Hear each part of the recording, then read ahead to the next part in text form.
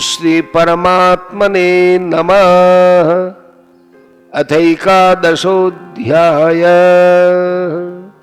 अध्याय का नाम।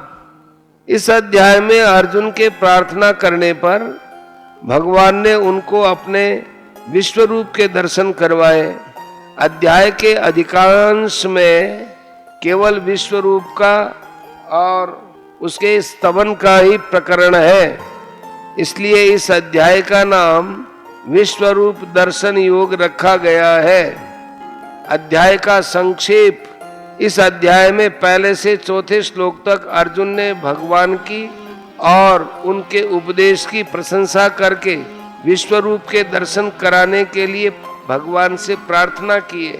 5वें से 8वें तक भगवान ने अपने अंदर देवता, मनुष्य, पशु, पक्षी आदि समस्त चराचर प्राणियों तथा अनेकों आश्चर्यपद दृश्यों सहित संपूर्ण जगत को देखने की आज्ञा देकर अंत में दिव्य दृष्टि प्रदान करने की बात कही है। 9वें संजय ने भगवान के द्वारा अर्जुन को विश्व रूप दिखलाने की बात कहकर 10वें से 13वें तक अर्जुन को कैसा रूप दिखाई दिया इसका वर्णन किया है। 14वें में उस रूप को देखकर अर्जुन के विस्मित और हर्षित होकर श्रद्धा के साथ भगवान को प्रणाम करके बोलने की बात कही है। तदनंतर 15वें से 31वें तक अर्जुन ने विश्व रूप का स्तवन, उसके प्रभाव का वर्णन और उसमें दिखाई देने वाले दृश्यों का वर्णन करके अंत में भगवान से अपना वास्तविक परिचय देने के लिए प्रार्थना की है। 32वें से 34वें तक भगवान ने अपने को लोकों का नाश करने वाला काल तथा भीष्म, द्रोणादि समस्त वीरों को पहले ही अपने द्वारा मारे हुए बतलाकर अर्जुन को उत्साहित करते हुए निमित्त मात्र बनकर युद्ध करने की आज्ञा दी है। इसके बाद 35वें में भगवान के वचन सुनकर आश्चर्य और भय में निमग्न अर्जुन के बोलने का प्रकार बतलाकर 36वें से 46वें तक भगवान की स्तुति, उनको नमस्कार, उनसे क्षमा याचना और दिव्य चतुर्भुज रूप का दर्शन कराने के लिए प्रार्थना करने का वर्णन है। 47वें और 48वें में भगवान ने अपने विश्व रूप की महिमा और उसके दर्शन की दुर्लभता बतलाकर 49वें में अर्जुन को आश्वासन देते हुए चतुर्भुज रूप देखने की आज्ञा दी है। 50वें में चतुर्भुज रूप के दर्शन कराकर फिर मनुष्य रूप होने का संजय ने वर्णन किया है।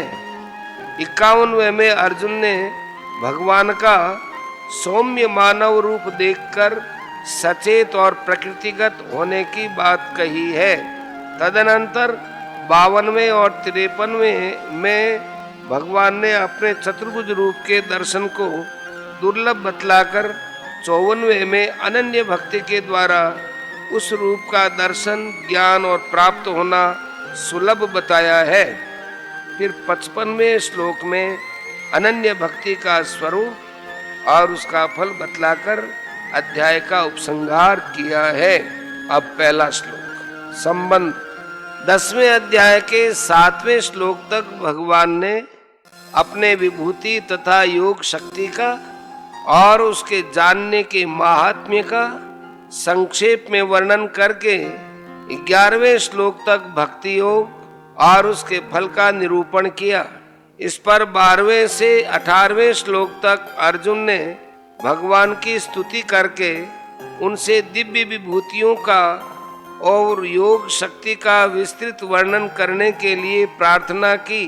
तब भगवान ने 40वें श्लोक तक अपनी विभूति का वर्णन समाप्त करके अंत में योग शक्ति का प्रभाव दिखलाते हुए समस्त ब्रह्मांड को अपने एक अंश में धारण किया हुआ कहकर अध्याय का उपसंहार किया है।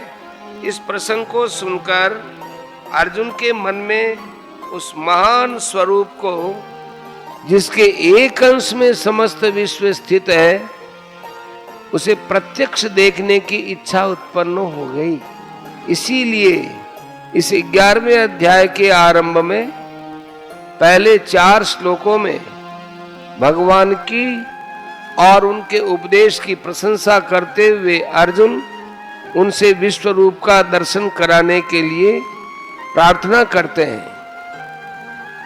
अर्जुन उवाच मदनुग्रहाय परमं गुह्यमध्यात्म संगीतम् यत्त्वयोक्तं वचस्तेन मोहोऽयं विगतो मम। अर्जुन बोले, मुझ पर अनुग्रह करने के लिए आपने जो परम गोपनीय अध्यात्म विषयक वचन अर्थात उपदेश कहा, उससे मेरा ये अज्ञान नष्ट हो गया। प्रश्न, मदनुग्रहाय पद के प्रयोग का क्या अभिप्राय है? उत्तर, 10वें अध्याय के प्रारंभ में प्रेम समुद्र भगवान ने अर्जुन तुम्हारा मुझ में अत्यंत प्रेम है, इसी से मैं ये सब बातें तुम्हारे हित के लिए कह रहा हूं, ऐसा कहकर अपना जो अलौकिक प्रभाव सुनाया, उसे सुनकर अर्जुन के हृदय में कृतज्ञता, सुख और प्रेम की तरंगे छलने लगी। उन्होंने सोचा, आहा, इन सर्वलोक महेश्वर भगवान की मुझ तुच्छ पर कितनी कृपा है, जो ये मुझ क्षुद्र को अपना प्रेमी मान रहे हैं और मेरे सामने अपने महत्व की कैसी कैसी गोपनीय बातें खुले शब्दों में प्रकट करते जा रहे हैं। अब तो उन्हें महर्षियों की कही हुई बातों का स्मरण हो आया और उन्होंने परम विश्वास के साथ भगवान का गुणगान करते हुए पुनः योग शक्ति और विभूतियों का विस्तार सुनने के लिए प्रेम भरी प्रार्थना की। भगवान ने प्रार्थना सुनी और अपनी विभूतियों तथा योग का संक्षिप्त वर्णन सुनाया। अर्जुन के हृदय पर भगवत कृपा की मोहर लग गई। वे भगवत कृपा के अपूर्व दर्शन कर आनंद मुग्ध हो गए। साधक को जब तक अपने पुरुषार्थ, साधन या अपनी योग्यता का स्मरण होता है, तब तक वह भगवत कृपा के परम लाभ से वंचित सा ही रहता है।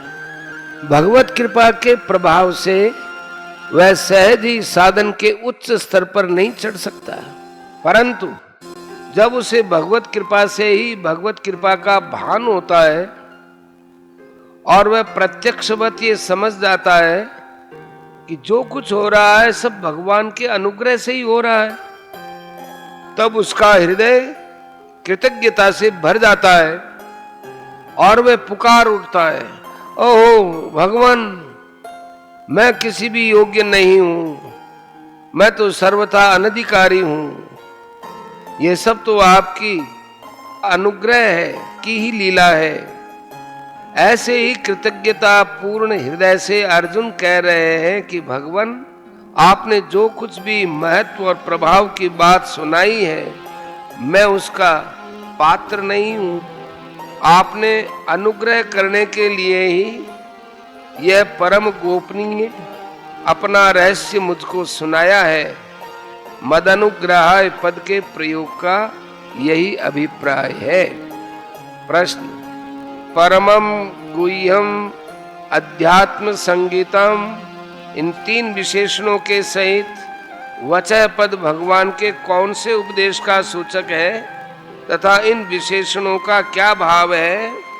उत्तर, 10वें अध्याय के पहले श्लोक में जिन परम वचनों को भगवान ने पुनः कहने की प्रतिज्ञा की है और उस प्रतिज्ञा के अनुसार 11वें श्लोक तक जो भगवान का उपदेश है एवं उसके बाद अर्जुन के पूछने पर 20वें से 42वें श्लोक तक भगवान ने जो अपनी विभूतियों का और योग शक्ति का परिचय दिया है तथा 7वें से 9वें अध्याय तक विज्ञान सहित ज्ञान के कहने की प्रतिज्ञा करके भगवान ने जो अपने गुण, प्रभाव, ऐश्वर्य और स्वरूप का तत्व और रहस्य समझाया है, उन सभी उपदेश का वाचक यहाँ परमम, गुह्यम और अध्यात्म संगीतम इन तीनों विशेषणों के सहित वचः पद है।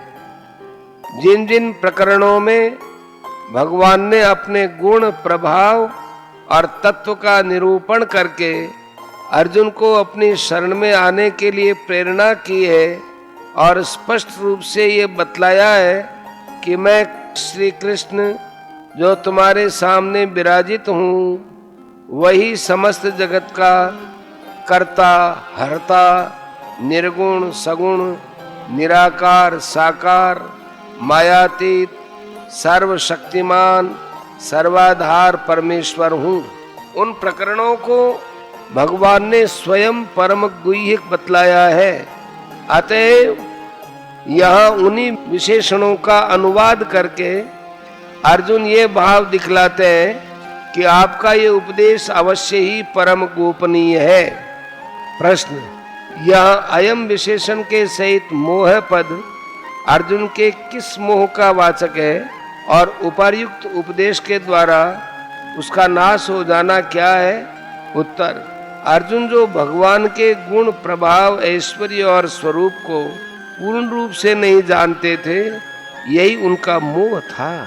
अब उपर्युक्त उपदेश के द्वारा भगवान के गुण, प्रभाव, ऐश्वर्य, रहस्य और स्वरूप को कुछ समझकर वे यह जान गए हैं कि श्री कृष्ण ही साक्षात परमेश्वर है और यही उनके मोह का नष्ट होना है। भवाप्ययौ हि भूतानां श्रुतौ विस्तरशो मया त्वत्तः कमलपत्राक्ष माहात्म्यमपि चाव्ययम्।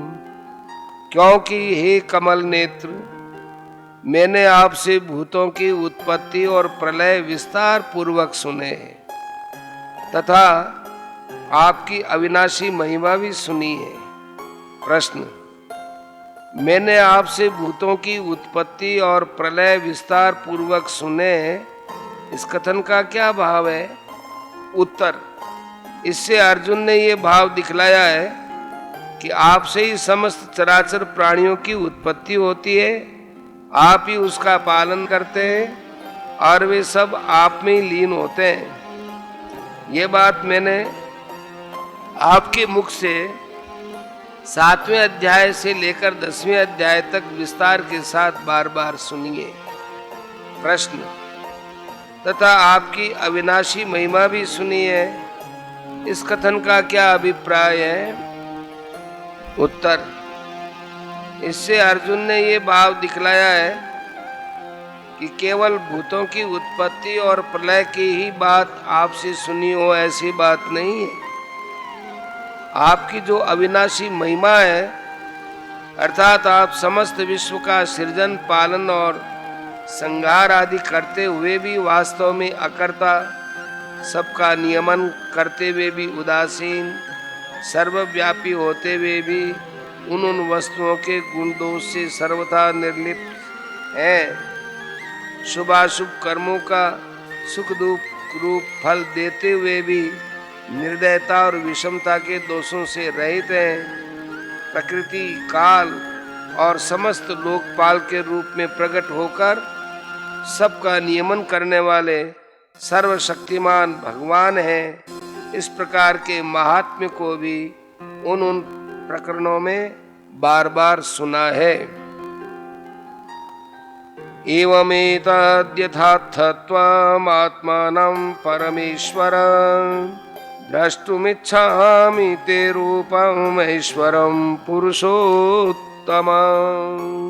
हे परमेश्वर, आप अपने को जैसा कहते हैं वह सब ठीक ही है, परंतु हे पुरुषोत्तम, आपके ज्ञान, ऐश्वर्य, शक्ति, बल, वीर्य और तेज से युक्त ऐश्वर रूप को मैं प्रत्यक्ष देखना चाहता हूं।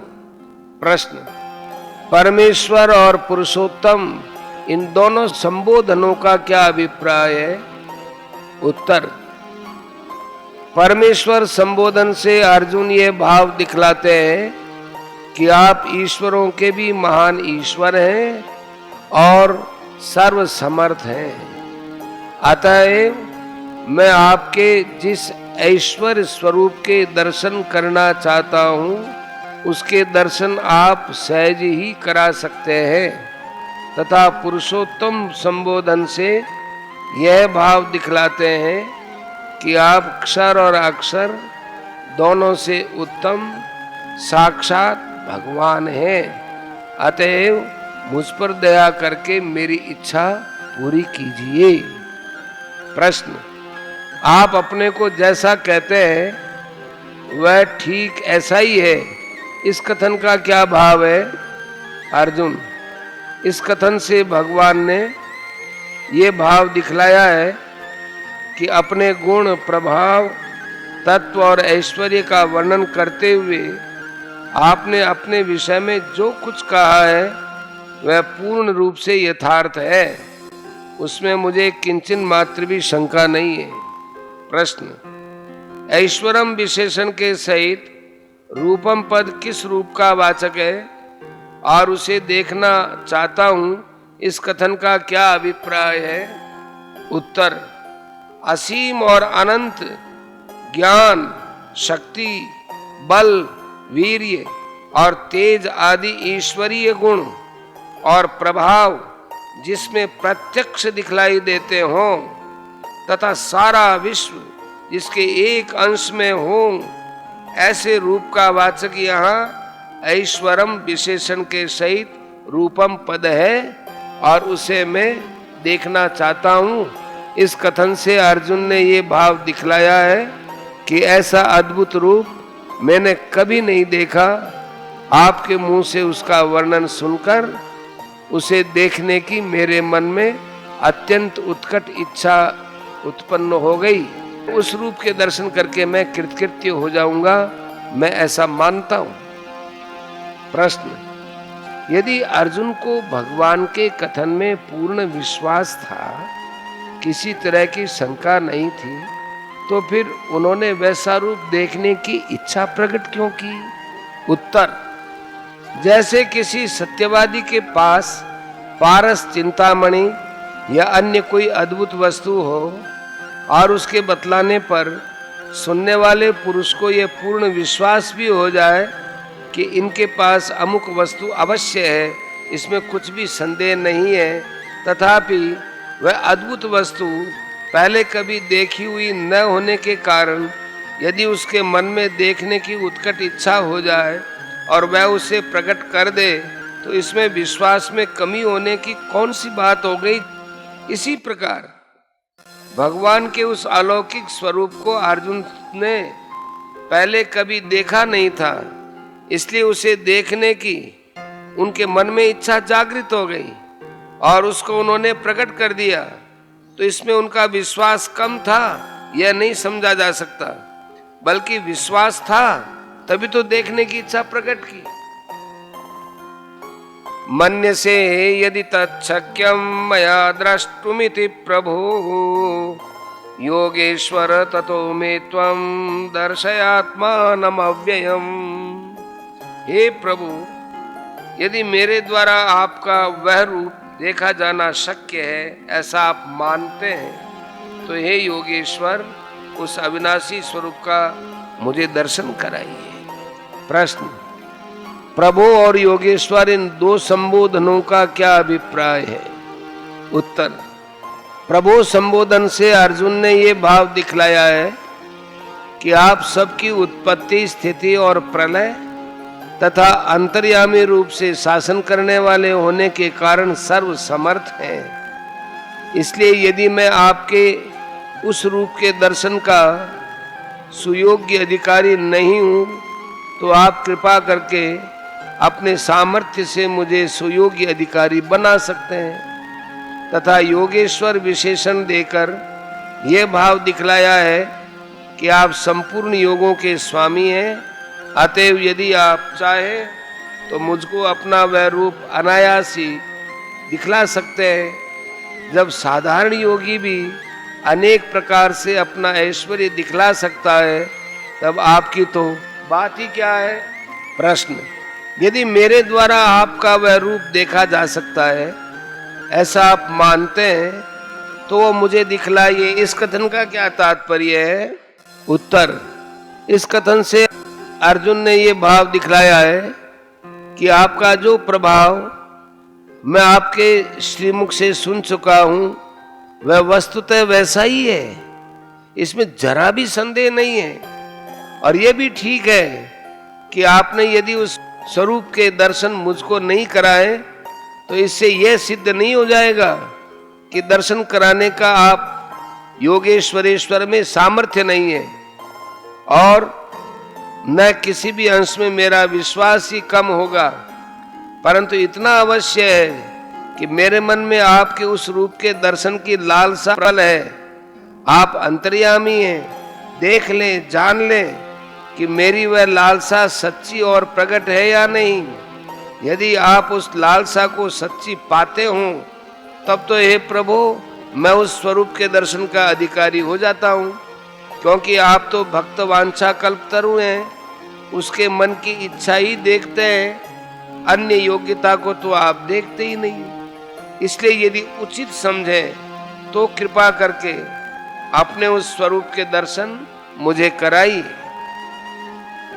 संबंध, परम कृपालु और परम प्रेमी अर्जुन के इस प्रकार प्रार्थना करने पर 3 श्लोकों में भगवान अपने विश्व रूप का वर्णन करते हुए उसे देखने के लिए अर्जुन को आज्ञा देते हैं। श्री भगवान उवाच, पश्य मे पार्थ रूपाणि शतशोथ सहस्रश नानाविधानि दिव्यानि नानावर्णाकृतीनि च। श्री भगवान बोले, हे पार्थ, अब तू मेरे सैकड़ों हजारों नाना प्रकार के और नाना वर्ण तथा नाना आकृति वाले अलौकिक रूप को देख। प्रश्न, यहाँ शतशः और सहस्रशः इन संख्यावाचक 2 पदों के प्रयोग करने का क्या भाव है?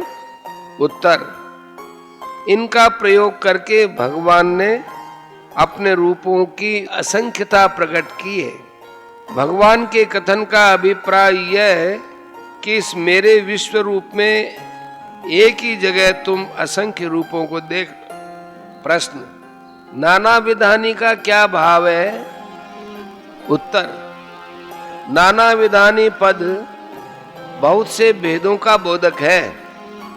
इसका प्रयोग करके भगवान ने विश्व रूप में दिखने वाले रूपों के जातिगत भेद की अनेकता प्रकट की है, अर्थात देव, मनुष्य और तिर्यक आदि समस्त चराचर जीवों के नाना भेदों को अपने में देखने के लिए कहा है। प्रश्न, नाना वर्णाकृति का क्या अभिप्राय है? उत्तर, वर्ण शब्द लाल, पीले, काले आदि विभिन्न रंगों का है, और आकृति शब्द अंगों की बनावट का वाचक है। जिन रूपों के वर्ण और उनके अंगों की बनावट पृथक पृथक अनेकों प्रकार की हो, उनको नाना वर्णाकृति कहते हैं।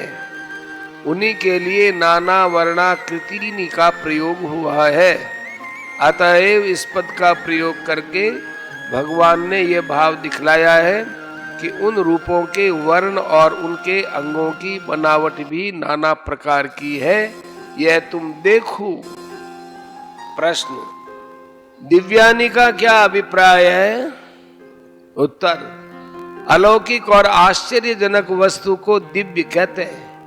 दिव्यानी पद का प्रयोग करके भगवान ने ये दिखलाया है कि मेरे शरीर में दिखने वाले ये भिन्न भिन्न प्रकार के असंख्य रूप सब के सब दिव्य हैं।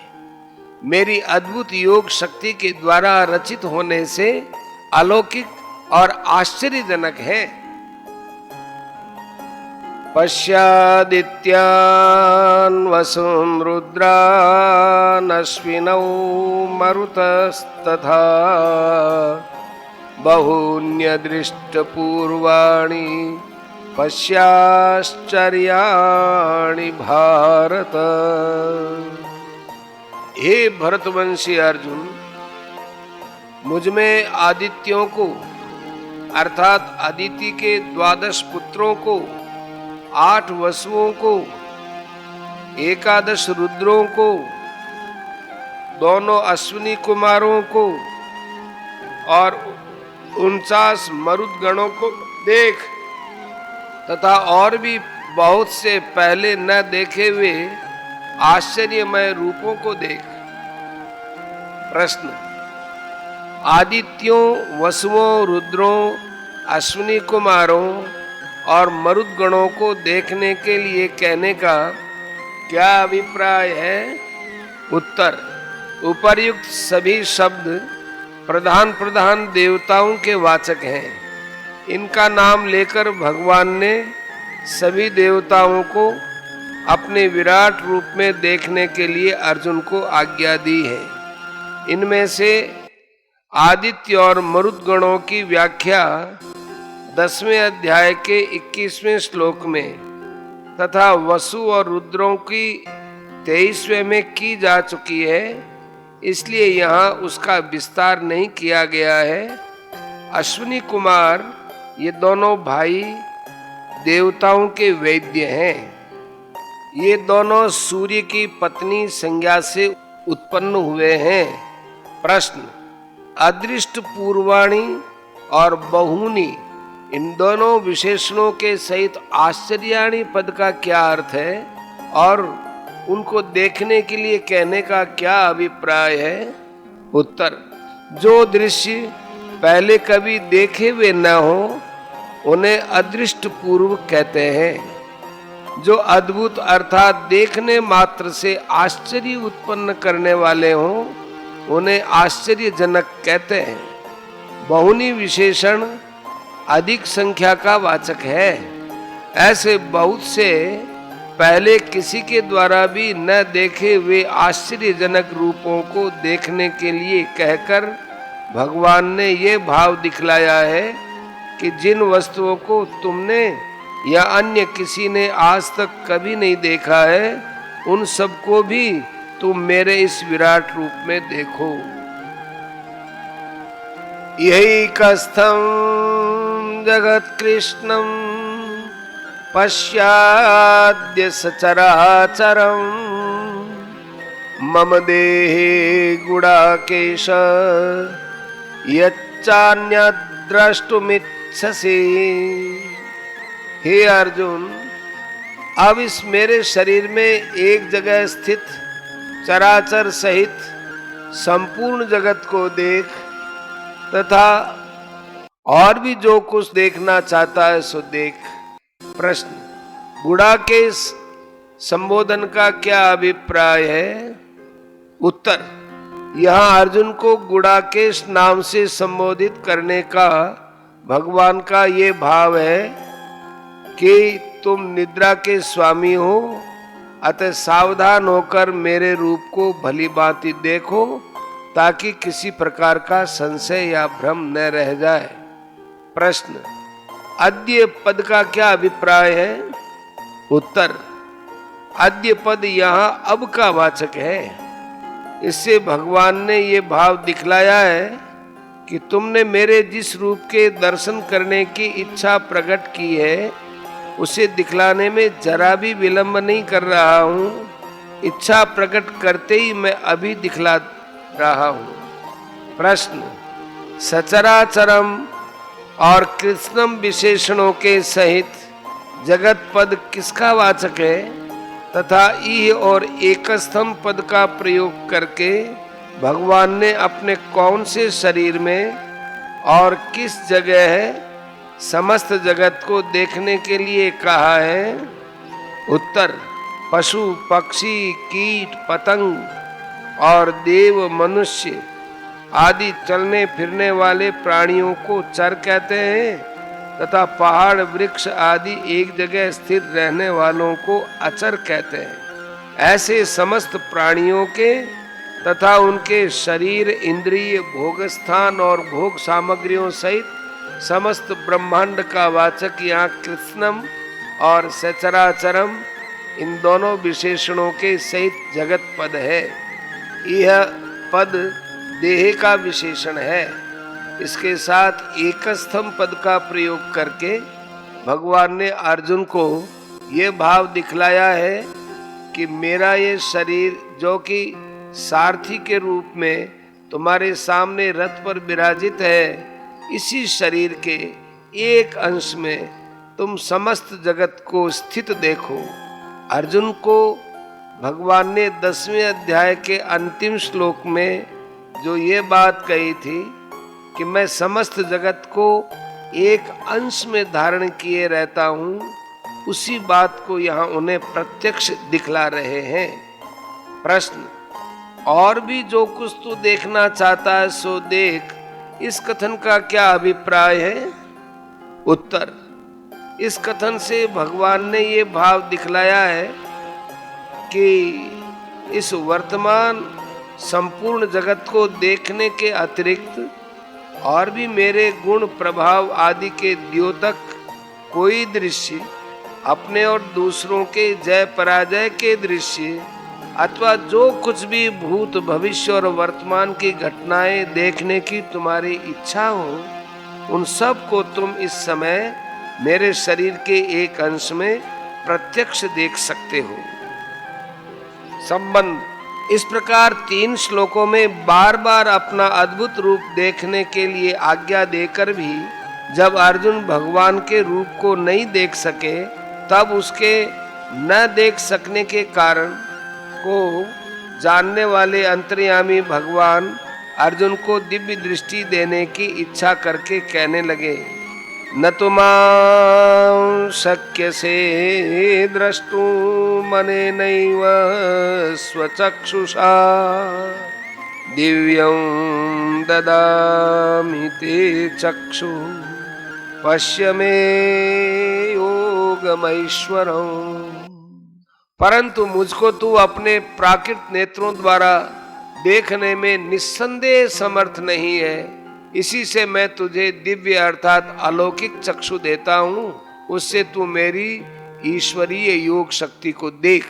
प्रश्न, यहाँ तू पद के साथ यह कहने का क्या अभिप्राय है कि तू मुझे इन अपने साधारण नेत्रों द्वारा नहीं देख सकता? उत्तर, इससे भगवान ने ये भाव दिखलाया है कि तुम मेरे अद्भुत योग शक्ति से युक्त दिव्य स्वरूप के दर्शन करना चाहते हो। ये तो बड़े आनंद की बात है और मैं भी तुम्हें अपना वह रूप दिखलाने के लिए तैयार हूँ, परंतु भाई इन साधारण नेत्रों द्वारा मेरा ये अलौकिक रूप देखा नहीं जा सकता। उसको देखने के लिए जिस शक्ति की आवश्यकता है वह तुम्हारे पास नहीं है। प्रश्न, भगवान ने जो अर्जुन को दिव्य दृष्टि दी थी वह दिव्य दृष्टि क्या थी? उत्तर, भगवान ने अर्जुन को विश्व रूप का दर्शन करने के लिए अपने योग बल से एक प्रकार की योग शक्ति प्रदान की थी, जिसके प्रभाव से अर्जुन में अलौकिक सामर्थ्य का प्रादुर्भाव हो गया। उस दिव्य रूप को देख सकने की योग्यता प्राप्त हो गई। इसी योग शक्ति का नाम दिव्य दृष्टि है। ऐसी ही दिव्य दृष्टि श्री वेदव्यास जी ने संजय को दी थी। प्रश्न, यदि यह मान लिया जाए कि भगवान ने अर्जुन को ऐसा ज्ञान दिया था जिससे अर्जुन इस समस्त विश्व को भगवान का स्वरूप मानने लगे और उस ज्ञान का नाम ही यहाँ दिव्य दृष्टि है, तो इसमें क्या हानि है? उत्तर, यहाँ के प्रसंग को पढ़कर यह नहीं माना जा सकता कि ज्ञान के द्वारा अर्जुन का इस दृश्य जगत को भगवत रूप समझ लेना ही विश्व रूप दर्शन था और ये ज्ञान ही दिव्य दृष्टि थी।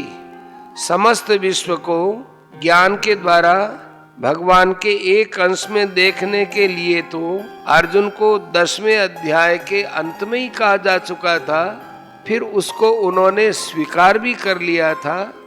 इस प्रकार स्वीकार कर लेने के बाद भी अर्जुन जब भगवान से बल, वीर्य, शक्ति और तेज से युक्त उनके ईश्वरीय स्वरूप को प्रत्यक्ष देखने की इच्छा करते हैं और भगवान भी अपने श्री कृष्ण रूप के अंदर ही एक ही जगह समस्त विश्व को दिखला रहे हैं, तब ये कैसे माना जा सकता है कि वह ज्ञान द्वारा समझा जाने वाला रूप था।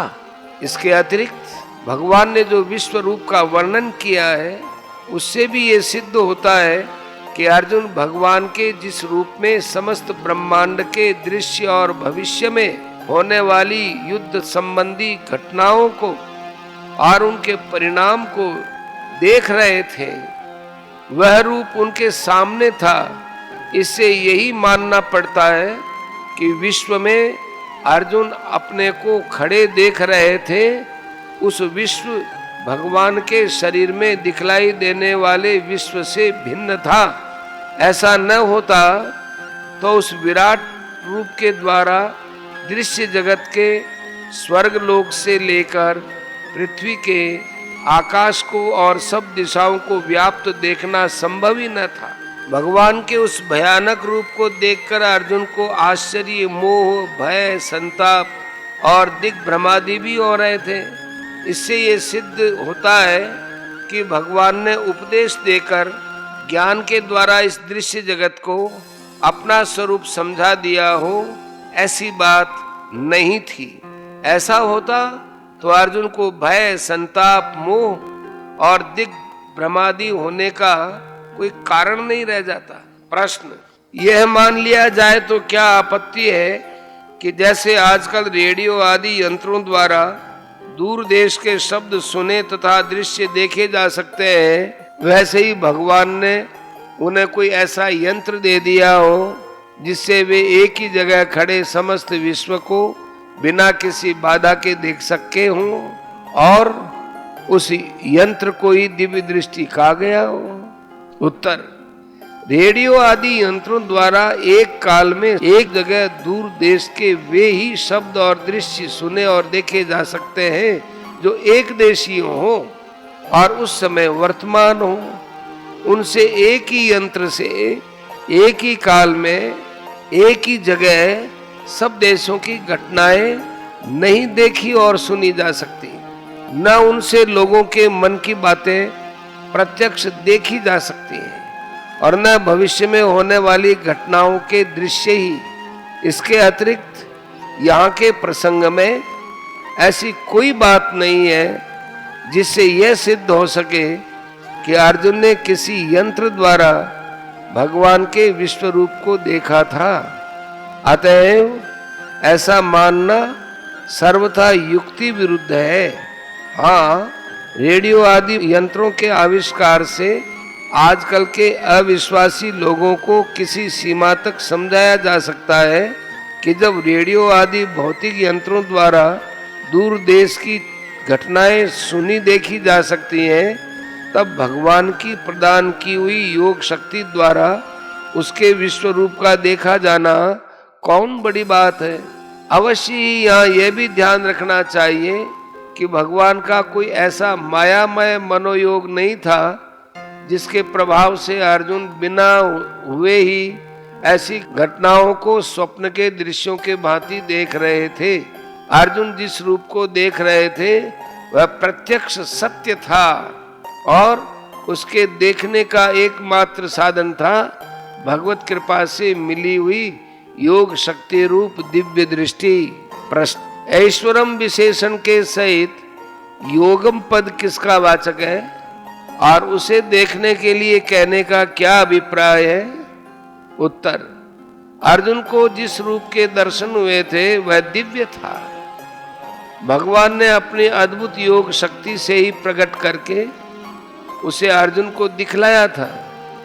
अतः उसके देखने से ही भगवान की अद्भुत योग शक्ति के दर्शन आप ही हो जाते हैं। इसलिए यहाँ ऐश्वरम विशेषण के सहित योगम पद भगवान की अद्भुत योग शक्ति के सहित उसके द्वारा प्रकट किए हुए भगवान के विराट स्वरूप का वाचक है और उसे देखने के लिए कहकर भगवान ने अर्जुन को अपने विराट स्वरूप के दर्शन द्वारा योग शक्ति को देखने के लिए कहा है।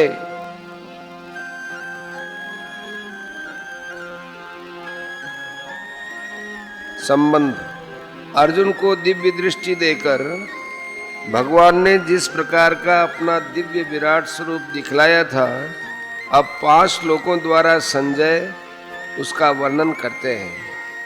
संजय उवाच एवमुक्त्वा ततो राजन् महायोगेश्वरो हरिः दर्शयामास पार्थाय परमं रूपमैश्वरम्। संजय बोले, हे राजन, महायोगेश्वर और सब पापों के नाश करने वाले भगवान ने इस प्रकार कहकर उसके पश्चात अर्जुन को परम ऐश्वर्य युक्त दिव्य स्वरूप दिखलाया। प्रश्न: यहाँ संजय ने भगवान के लिए महायोगेश्वर और हरि इन 2 विशेषणों का प्रयोग करके क्या भाव दिखलाया है?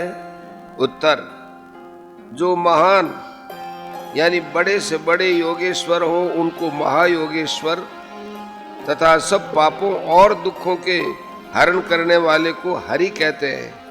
इन दोनों विशेषणों का प्रयोग करके संजय ने भगवान की अद्भुत शक्ति सामर्थ्य की ओर लक्ष्य कराते हुए धृतराष्ट्र को सावधान किया है। उनके कथन का भाव यह है कि श्री कृष्ण कोई साधारण मनुष्य नहीं है, वे बड़े से बड़े योगेश्वर और सब पापों तथा दुखों के नाश करने वाले साक्षात परमेश्वर हैं। उन्होंने अर्जुन को अपना जो दिव्य स्वरूप दिखलाया था, जिसका वर्णन करके मैं अभी आपको सुनाऊंगा, वह रूप बड़े से बड़े योगी भी नहीं दिखा सकते, उसे तो एकमात्र स्वयं परमेश्वर ही दिखला सकते हैं। प्रश्न: रूपम के साथ परमम और ऐश्वरम इन दोनों विशेषणों के प्रयोग का क्या अभिप्राय है? उत्तर: जो पदार्थ शुद्ध, श्रेष्ठ और अलौकिक हो, उसकी विशेषता का द्योतक परम विशेषण है और जिसमें ईश्वर के गुण, प्रभाव एवं तेज दिखलाई देते हो तथा जो ईश्वर की दिव्य योग शक्ति से संपन्न हो, उसे ऐश्वर कहते हैं। भगवान ने अपना जो विराट स्वरूप अर्जुन को दिखलाया था, वह अलौकिक, दिव्य, सर्वश्रेष्ठ और तेजोमय था। साधारण जगत की भांति 5 भौतिक पदार्थों से बना हुआ नहीं था। भगवान ने अपने परम प्रिय भक्त अर्जुन पर अनुग्रह करके अपना अद्भुत प्रभाव उसको समझाने के लिए अपनी अद्भुत योग शक्ति के द्वारा उस रूप को प्रकट करके दिखलाया था। इन्हीं भावों को प्रकट करने के लिए संजय ने रूपम पद के साथ इन दोनों विशेषणों का प्रयोग किया है। अनेक वक्त्र नयनम अनेकाद्भुत दर्शनम अनेक दिव्याभरणम दिव्यानेकोद्यतायुधम दिव्यमाल्याम्बरधरम दिव्यगन्धानुलेपनम् सर्वाश्चर्यमयं देवमनन्तं विश्वतोमुखम्। अनेक मुख और नेत्रों से युक्त, अनेक अद्भुत दर्शनों वाले, बहुत से दिव्य भूषणों से युक्त, बहुत से दिव्य शस्त्रों को हाथ में उठाए हुए, दिव्य माला और वस्त्रों को धारण किए हुए और दिव्य गंध का सारे शरीर में लेप किए हुए, सब प्रकार के आश्चर्यों से युक्त सीमा रहित और सब ओर मुख किए हुए विराट स्वरूप परमदेव परमेश्वर को अर्जुन ने देखा। प्रश्न, अनेक वक्त्र नयनम का क्या अर्थ है? उत्तर, जिसके नाना प्रकार के असंख्य मुख और आंखें हो उस रूप को अनेक वक्त्र नयन कहते हैं। अर्जुन ने भगवान का जो रूप देखा उसके प्रधान नेत्र तो चंद्रमा और सूर्य बतलाए गए हैं 11वें अध्याय के आगे 19वें श्लोक में। परंतु जो अंदर दिखाई देने वाले और भी असंख्य विभिन्न मुख और नेत्र थे, इसी से भगवान को अनेक मुखों और नयनों से युक्त बतलाया गया है। प्रश्न, अनेकाद्भुत दर्शनम का क्या अर्थ है? उत्तर, जो दृश्य पहले कभी न देखे हुए हों, जिनका ढंग विचित्र और आश्चर्यजनक हो, उनको अद्भुत दर्शन कहते हैं। जिस रूप में ऐसे असंख्य अद्भुत दर्शन हो उसे अनेकाद्भुत दर्शन कहते हैं। भगवान के उस विराट रूप में अर्जुन ने ऐसे असंख्य अलौकिक विचित्र दृश्य देखे थे, इसी कारण उनके लिए यह विशेषण दिया गया है। प्रश्न, अनेक दिव्याभरणम का क्या अर्थ है?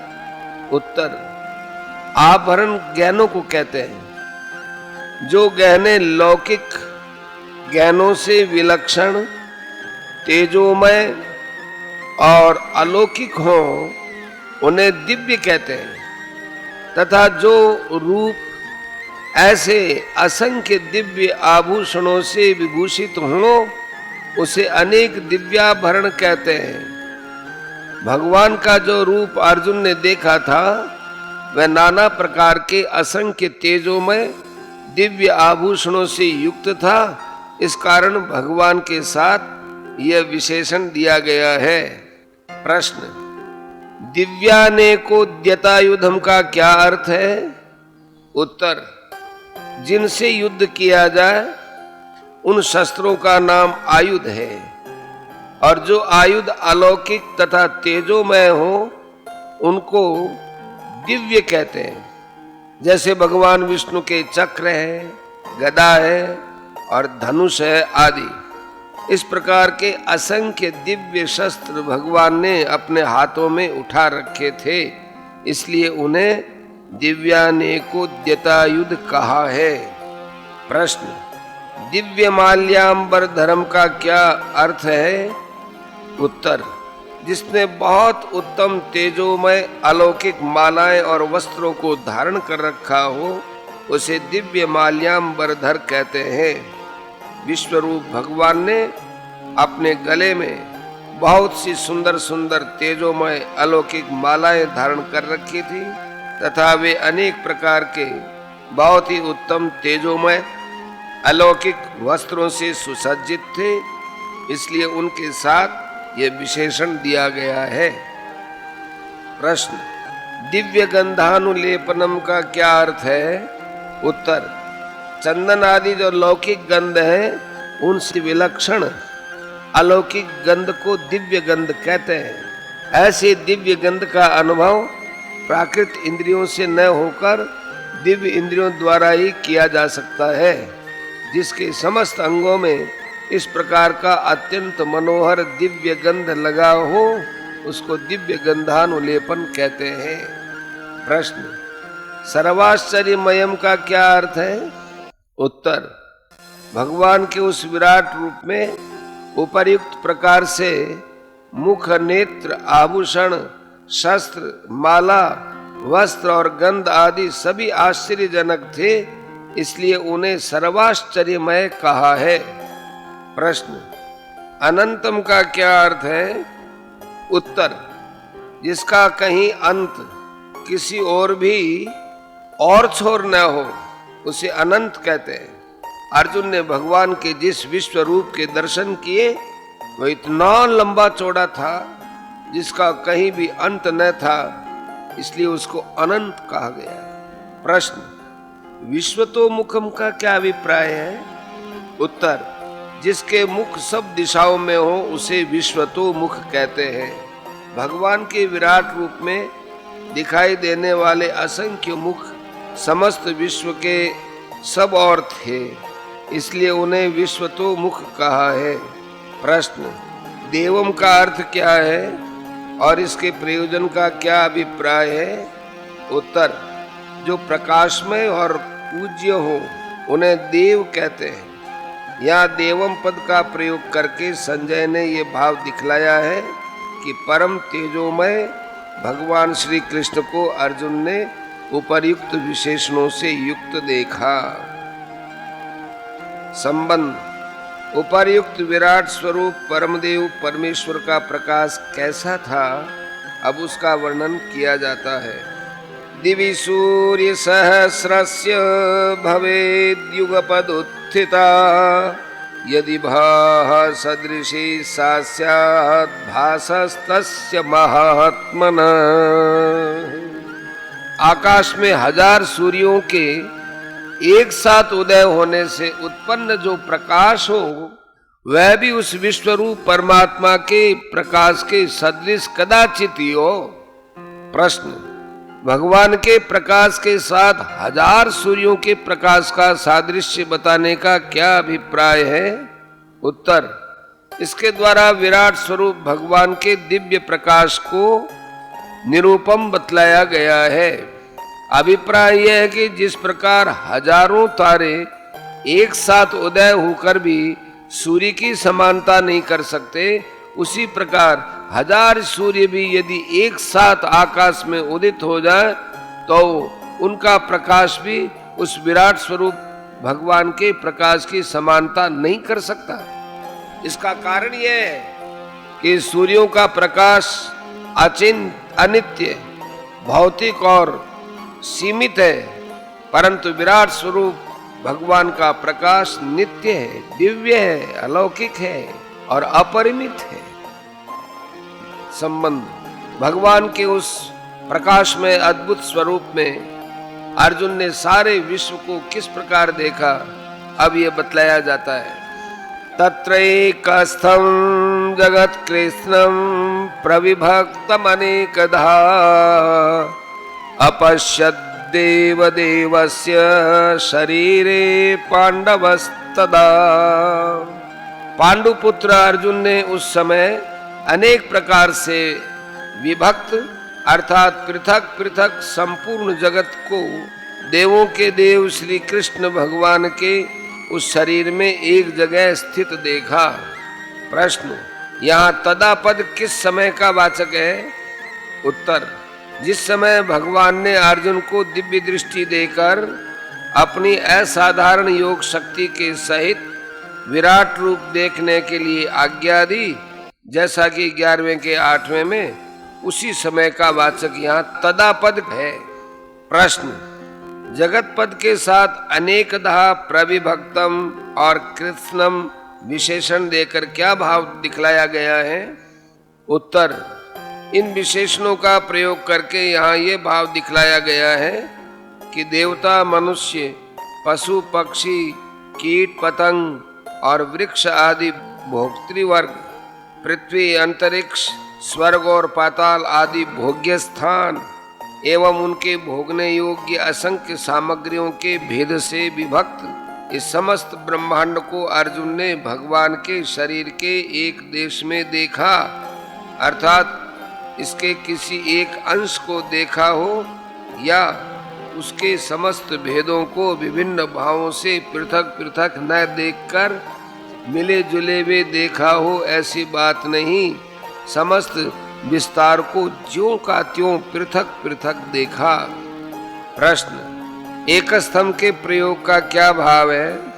उत्तर, 10वें अध्याय के अंत में भगवान ने जो ये बात कही थी कि संपूर्ण जगत को मैं एक अंश में धारण किए हुए स्थित हूँ, उसी को यहाँ अर्जुन ने प्रत्यक्ष देखा। इसी बात को स्पष्ट करने के लिए एक स्तंभ अर्थात एक देश में स्थित पद का प्रयोग किया गया है। प्रश्न, तत्र पद किसका विशेषण है और इसके प्रयोजन का क्या अभिप्राय है?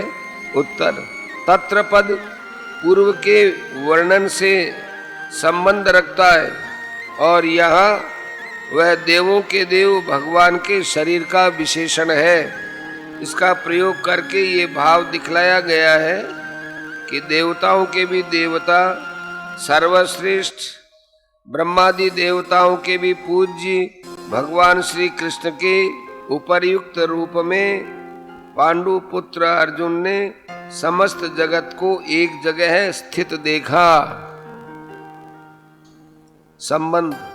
इस प्रकार अर्जुन द्वारा भगवान का विराट रूप देखे जाने के पश्चात क्या हुआ, इस जिज्ञासा पर कहते हैं, ततः स विस्मयाविष्टो हृष्टरोमा धनंजय प्रणम्य शिरसा देवं कृतांजलिरभाषत। उसके अनंतर ये आश्चर्य से चकित और पुलकित शरीर अर्जुन प्रकाशमय विश्वरूप परमात्मा को श्रद्धा भक्ति सहित सिर से प्रणाम करके हाथ जोड़कर बोला। प्रश्न, ततः पद का क्या अभिप्राय? उत्तर, ततः पद तत्पश्चात का वाचक। इसका प्रयोग करके ये भाव दिखलाया गया है कि अर्जुन ने जब भगवान के उपर्युक्त अद्भुत प्रभावशाली रूप के दर्शन किए तब उनमें इस प्रकार का परिवर्तन हो गया। प्रश्न, धनंजय है के साथ विस्मयाविष्ट है और धृष्ट रोमा, इन दो विशेषणों के प्रयोग का क्या अभिप्राय है? उत्तर, बहुत से राजाओं पर विजय प्राप्त करके अर्जुन ने धन संग्रह किया था, इसलिए उनका नाम धनंजय हो गया। यहाँ उस धनंजय पद के साथ विस्मयाविष्ट और हृष्ट रोमा, इन दोनों विशेषणों का प्रयोग करके अर्जुन के हर्ष और आश्चर्य की अधिकता दिखलाई गई है। अभिप्राय यह है कि भगवान के उस रूप को देखकर अर्जुन को इतना महान हर्ष और आश्चर्य हुआ जिसके कारण उसी क्षण उनका समस्त शरीर पुलकित हो गया। उन्होंने इससे पूर्व भगवान का ऐसा ऐश्वर्यपूर्ण स्वरूप कभी नहीं देखा था, इसलिए इस अलौकिक रूप को देखते ही उनके हृदय पट पर सहसा भगवान के अपरिमित प्रभाव का कुछ अंश अंकित हो गया। भगवान का कुछ प्रभाव उनकी समझ में आया, इससे उनके हर्ष और आश्चर्य की सीमा न रही। प्रश्न, देवम पद किसका वाचक है तथा शिरसा प्रणम्य और कृतांजलि का क्या भाव है?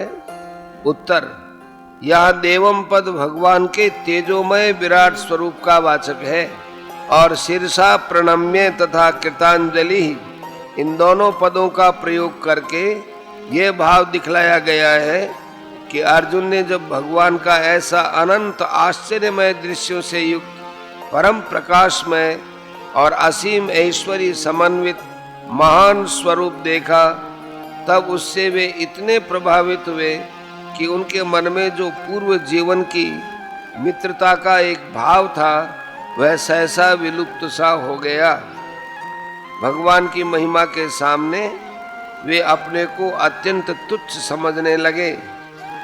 भगवान के प्रति उनके हृदय में अत्यंत पूज्य भाव जागृत हो गया और उस पूज्य भाव के प्रवाह ने बिजली की तरह गति उत्पन्न करके उनके मस्तक को उसी क्षण भगवान के चरणों में टिका दिया और वे हाथ जोड़कर बड़े ही विनम्र भाव से श्रद्धा भक्ति पूर्वक भगवान का स्तवन करने लगे। संबंध। उपर्युक्त प्रकार से हर्ष और आश्चर्य से चकित अर्जुन अब भगवान के विश्व रूप में दीख पड़ने वाले दृश्यों का वर्णन करते हुए उस विश्व रूप का स्तवन करते हैं। अर्जुन उवाच पश्यामि देवास्तव देवदेहे सर्वांस्तथा भूतविशेषसङ्घान् ब्रह्माणमीशं कमलासनस्थं ऋषीश्च सर्वानुरगांश्च दिव्यान्।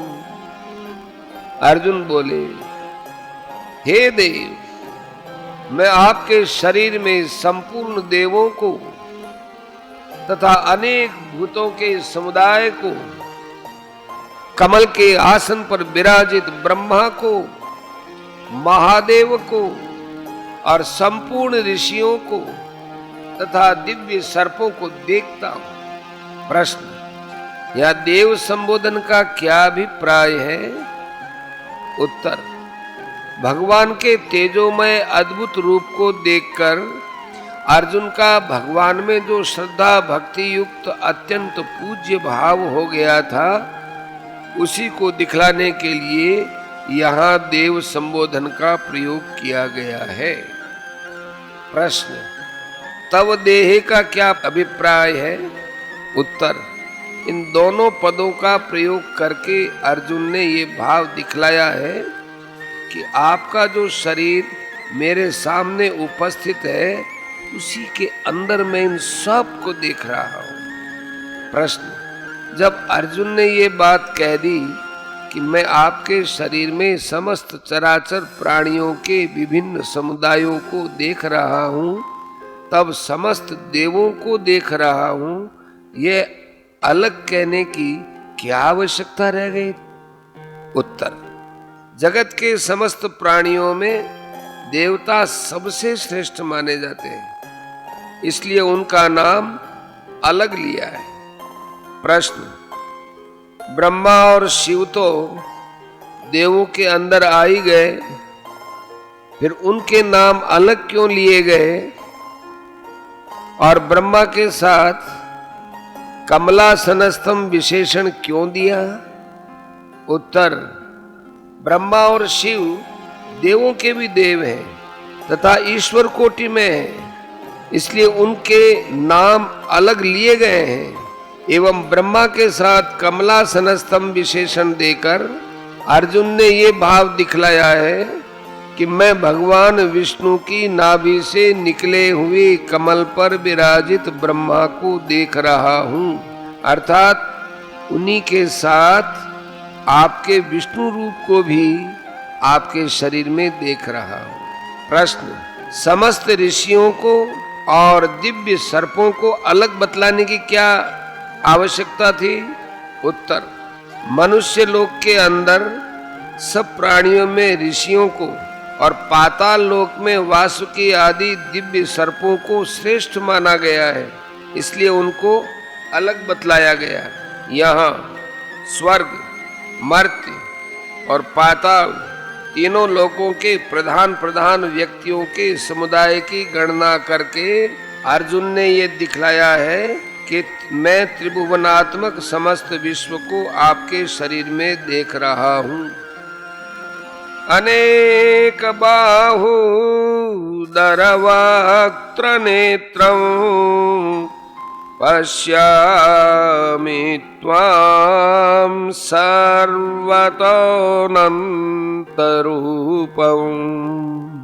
नान्तं न मध्यं न पुनस्तवादिं पश्यामि विश्वेश्वर विश्वरूप।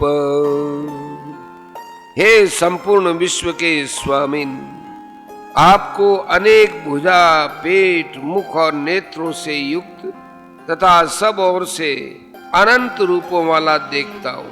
हे विश्वरूप, मैं आपके न अंत को देखता हूँ, न मध्य को और न आदि को ही। प्रश्न, विश्वेश्वर और विश्वरूप इन दोनों संबोधनों का क्या अभिप्राय है? उत्तर, इन दोनों संबोधनों का प्रयोग करके अर्जुन ने ये भाव दिखलाया है कि आप ही समस्त विश्व के कर्ता, हर्ता और सबको अपने अपने कार्यों में नियुक्त करने वाले सबके अधीश्वर हैं, और यह समस्त विश्व वस्तुतः आपका ही स्वरूप है। आप ही इसके निमित्त और उपादान कारण हैं। प्रश्न, अनेक बाहु दरवक्त्र नेत्रम का क्या अर्थ है? उत्तर, इससे अर्जुन ने ये दिखलाया है कि आपको इस समय मैं जिस रूप में देख रहा हूं उसके भुजा, पेट, मुख और नेत्र असंख्य हैं। उनकी कोई किसी भी प्रकार से गणना नहीं कर सकता। प्रश्न, सर्वतः अनंत रूपम का क्या भाव है? उत्तर, इससे अर्जुन ने ये भाव दिखलाया है कि आपको इस समय मैं सब ओर से अनेक प्रकार के पृथक पृथक अगणित रूपों से युक्त देख रहा हूं, अर्थात आपके इस एक ही शरीर में मुझे बहुत से भिन्न भिन्न अनंत रूप चारों ओर फैले हुए दिख रहे हैं। प्रश्न, आपके आदि, मध्य और अंत को नहीं देख रहा हूं, इस कथन का क्या अभिप्राय है? उत्तर, इस कथन से अर्जुन ने ये भाव दिखलाया है कि आपके इस विराट रूप का मैं कहीं भी आदि और अंत नहीं देख रहा हूं, अर्थात मुझे यह नहीं मालूम हो रहा है कि यह कहां से कहां तक फैला हुआ है, और इस प्रकार आदि अंत का पता न लगने के कारण मैं यह भी नहीं समझ रहा हूं कि इसका बीच कहां है। इसलिए मैं आपके मध्य को नहीं देख पा रहा हूं। मुझे तो आगे पीछे, दाएं बाएं, ऊपर नीचे सब ओर से आप सीमा रहित दिखलाई पड़ रहे हैं। किसी और से भी आपकी कोई सीमा नहीं दिखती। किरीटिनं गदिनं चक्रिणं च तेजो राशिं सर्वतो दीप्तिमान्तं पश्यामि त्वां दुर्निरीक्ष्यं समन्तात् दीप्तानलार्कद्युतिमप्रमेयम्। आपको मैं मुकुट युक्त, गदा युक्त और चक्र युक्त तथा सब ओर से प्रकाशमान तेज के पुंज, प्रज्वलित अग्नि और सूर्य के सदृश ज्योति युक्त, कठिनता से देखे जाने योग्य और सब ओर से अप्रमेय स्वरूप देखता हूं। प्रश्न, किरीटिनम, गदिनम और चक्रिणम का क्या अभिप्राय है? उत्तर, जिसके सिर पर किरीट अर्थात अत्यंत शोभा और तेज से युक्त मुकुट विराजित हो उसे किरीटी कहते हैं। जिसके हाथ में गदा हो उसे गदी कहते हैं। जिसके पास चक्र हो उसे चक्री कहते हैं। इन तीनों पदों का प्रयोग करके अर्जुन ने ये भाव दिखलाया है कि मैं आपके इस अद्भुत रूप में भी आपको महान तेजोमय मुकुट धारण किए तथा हाथ में गदा और चक्र लिए हुए ही देख रहा हूं। प्रश्न, सर्वतः दीप्तिमंतम और तेजो राशिम का क्या अभिप्राय है? उत्तर, जिसका दिव्य प्रकाश ऊपर, नीचे, बाहर, भीतर एवं सब दिशाओं में फैला हुआ हो उसे सर्वतो दीप्तिमान कहते हैं तथा प्रकाश के समूह को तेजो राशि कहते हैं। इन दोनों पदों का प्रयोग करके अर्जुन ने ये भाव दिखलाया है कि आपका ये विराट रूप मुझको मूर्तिमान, तेजपुंज तथा सब ओर से परम प्रकाश युक्त दिखलाई दे रहा है। प्रश्न, सर्वतो दीप्तिमंतम और तेजो राशिम यह विशेषण दे चुकने के बाद उसी भाव के द्योतक दीप्तानलार्क द्युतिम पद के प्रयोग की क्या आवश्यकता है? उत्तर, भगवान का वह विराट रूप परम प्रकाश युक्त और मूर्तिमान तेज पुंज कैसा था, अग्नि और सूर्य की उपमा देकर इसी बात का ठीक ठीक अनुमान करा देने के लिए दीप्तानलार का द्युतिम पद का प्रयोग किया गया है। अर्जुन इससे ये भाव दिखला रहे हैं कि जैसे प्रज्वलित अग्नि और प्रकाश पुंज सूर्य प्रकाशमान तेज की राशि है, वैसे ही आपका ये विराट स्वरूप उनसे भी असंख्य गुना अधिक प्रकाश पुंज तेजो पुंज है। अर्थात अग्नि और सूर्य का वह तेज तो किसी एक देश में दिखलाई देता है, परंतु आपका तो ये विराट शरीर सभी ओर से उनसे भी अनंत गुना अधिक तेजोमय दिख रहा है। प्रश्न, दुर्निरीक्ष्यम का क्या भाव है, और यदि भगवान का वह रूप दुर्निरीक्ष्य था तो अर्जुन कैसे उसको देख पा रहे थे? उत्तर, अत्यंत अद्भुत प्रकाश से युक्त होने के कारण प्राकृत नेत्र उस रूप के सामने खुले नहीं रह सकते। अतएव सर्वसाधारण के लिए उसको दुर्निरीक्ष्य बतलाया गया है। अर्जुन को तो भगवान ने उस रूप को देखने के लिए ही दिव्य दृष्टि दी थी और उसी के द्वारा वे उसको देख रहे थे। इस कारण दूसरों के लिए दुर्निरीक्ष्य होने पर भी उनके लिए वैसी बात नहीं थी। प्रश्न, समन्तात अप्रमेयम का क्या अभिप्राय है? उत्तर, जो मापा न जा सके या किसी भी उपाय से जिसकी सीमा न जानी जा सके वो अप्रमेय है। जो सब ओर से अप्रमेय है उसे समन्तात अप्रमेय कहते हैं। इसका प्रयोग करके अर्जुन ने ये भाव दिखलाया है कि आपके गुण, प्रभाव, शक्ति और स्वरूप को कोई भी प्राणी किसी भी उपाय से पूर्णतया नहीं जान सकता। त्वमक्षरं परमं वेदितव्यं त्वमस्य विश्वस्य परं निधानं त्वमव्ययः शाश्वतधर्मगोप्ता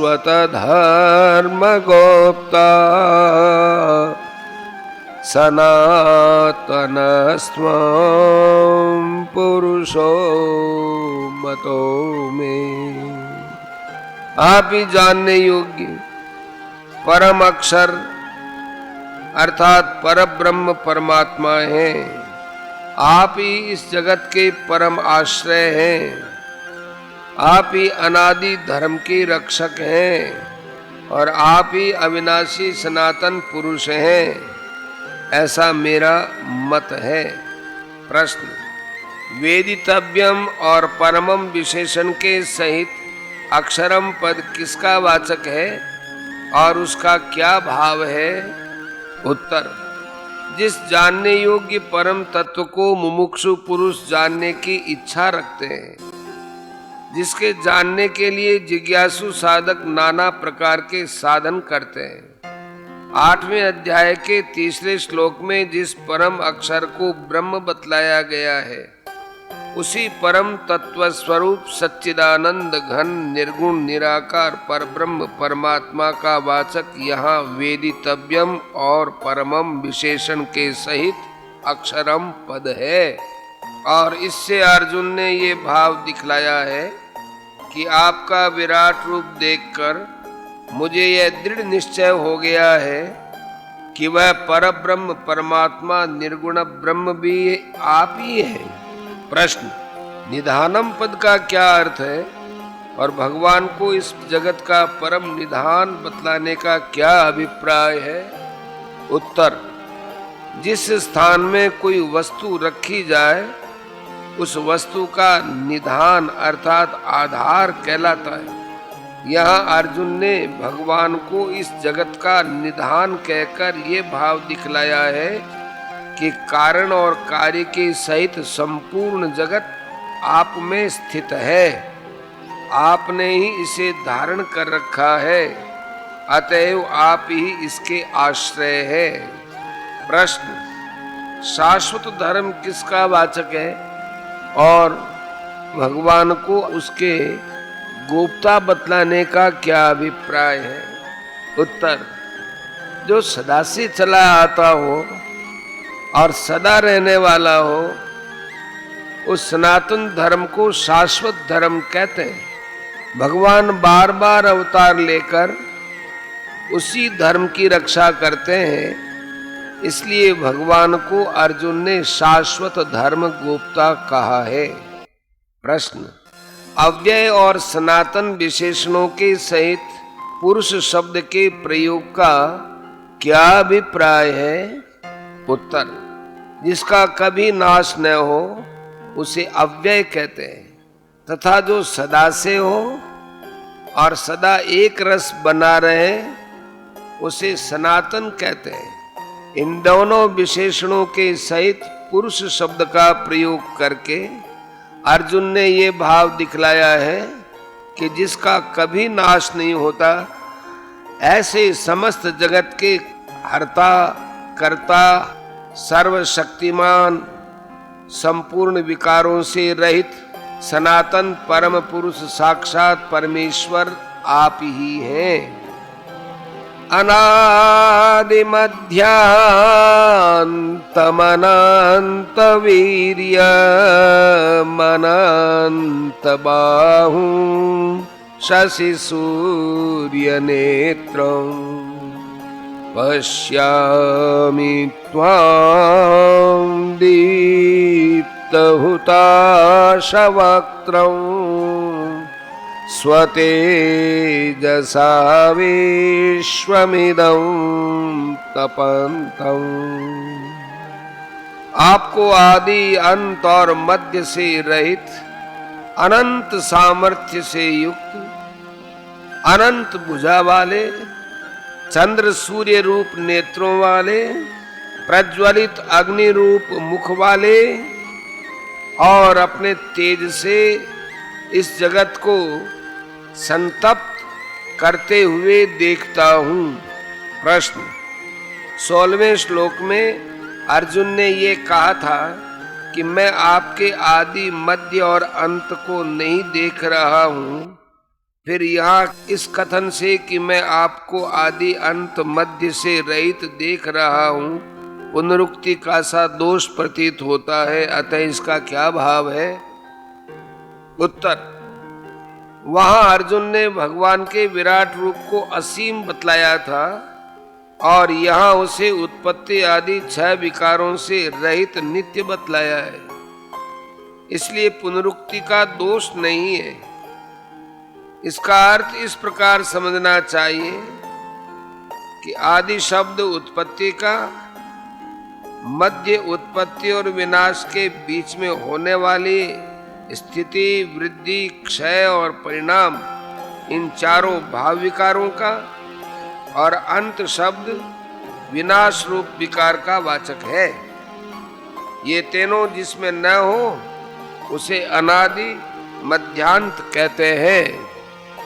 अतएव यहाँ अर्जुन के इस कथन का ये भाव है कि मैं आपको उत्पत्ति आदि 6 भाव विकारों से सर्वथा रहित देख रहा हूं। प्रश्न, अनंत वीर्यम का क्या भाव है? उत्तर, वीर्य शब्द सामर्थ्य, बल, तेज और शक्ति आदि का वाचक है। जिसके वीर्य का अंत न हो उसे अनंत वीर्य कहते हैं। यहाँ अर्जुन ने भगवान को अनंत वीर्य कहकर ये भाव दिखलाया है कि आपके बल, वीर्य, सामर्थ्य और तेज की कोई सीमा नहीं है। प्रश्न, अनंत बाहुम का क्या भाव है? उत्तर, जिसकी भुजाओं का पार न हो उसे अनंत बाहु कहते हैं। इससे अर्जुन ने ये भाव दिखलाया है कि आपके इस विराट रूप में मैं जिस ओर देखता हूं उसी ओर मुझे अगणित भुजाएं दिखलाई दे रही हैं। प्रश्न, शशि सूर्य नेत्रम का क्या अर्थ है? उत्तर, इससे अर्जुन ने ये भाव दिखलाया है कि चंद्रमा और सूर्य को मैं आपके दोनों नेत्रों के स्थान में देख रहा हूं। अभिप्राय यह है कि आपके इस विराट रूप में मुझे सब और आपके असंख्य मुख दिखलाई दे रहे हैं। उनमें जो आपका प्रधान मुख है, उस मुख पर नेत्रों के स्थान में मैं चंद्रमा और सूर्य को देख रहा हूं। प्रश्न, दीप्त हुताश वक्त्रम का क्या भाव है? उत्तर, हुताश अग्नि का नाम है तथा प्रज्वलित अग्नि को दीप्त हुताश कहते हैं, और जिसका मुख उस प्रज्वलित अग्नि के सदृश प्रकाशमान और तेज पूर्ण हो, उसे दीप्त हुताश वक्त्र कहते हैं। इससे अर्जुन ने ये भाव दिखलाया है कि आपके प्रधान मुख को मैं सब ओर से प्रज्वलित अग्नि की भांति तेज और प्रकाश से युक्त देख रहा हूं। प्रश्न, अपने तेज से जगत को संतप्त करते हुए देखता हूं, इसका क्या अभिप्राय है? उत्तर, इससे अर्जुन ने ये बतलाया है कि मुझे ऐसा दिखलाई दे रहा है मानो आप अपने तेज से इस सारे विश्व को, जिसमें मैं खड़ा हूं, संतप्त कर रहे हैं। द्यावा पृथिव्यो निरमन्तरं हि व्याप्तं त्वयैकेन दिशश्च सर्वाः दृष्ट्वाद्भुतं रूपमुग्रं तवेदं लोकत्रयं प्रव्यथितं महात्मन्। हे महात्मन, ये स्वर्ग और पृथ्वी के बीच का संपूर्ण आकाश तथा सब दिशाएं एक आप से ही परिपूर्ण है तथा आपके इस अलौकिक और भयंकर रूप को देखकर तीनों लोक अति व्यथा को प्राप्त हो रहे हैं। प्रश्न, इस श्लोक का तात्पर्य क्या है? उत्तर, महात्मन संबोधन से भगवान को समस्त विश्व के महान आत्मा बतलाकर अर्जुन यह कह रहे हैं कि आपका ये विराट रूप इतना विस्तृत है कि स्वर्ग और पृथ्वी के बीच का ये संपूर्ण आकाश और सभी दिशाएं उससे व्याप्त हो रही हैं। ऐसा कोई स्थान मुझे नहीं दिखता है जहां आपका वह स्वरूप न हो। साथ ही मैं ये देख रहा हूं कि आपका ये अद्भुत और अत्यंत उग्र रूप इतना भयानक है कि स्वर्ग, मर्त्य और अंतरिक्ष, इन तीनों लोकों के बीच इसे देखकर भय के मारे अत्यंत त्रस्त पीड़ित हो रहे हैं। उनकी दशा अत्यंत शोचनीय हो गई है।